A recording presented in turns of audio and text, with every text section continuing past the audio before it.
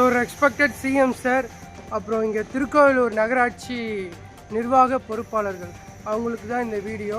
So நல்ல நிர்வாகம், பேரூராட்சியிலேருந்து நகராட்சியாக தரம் உயர்த்தப்பட்டதுன்னு பல்வேறு நல்ல செய்திகள்லாம் இந்த ஆட்சியில் நடந்திருக்கு. பட் ஒரு சில இடத்துல வந்து இந்த மாதிரி குறைகள்லாம் இருக்குது.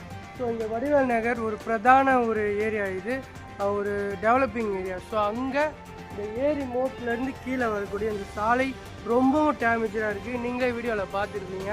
ஸோ இதை தூக்கி போடும்போது நமக்கு வந்து ஹெல்த் ரீதியாக நிறைய பிரச்சனைகள் வரும்.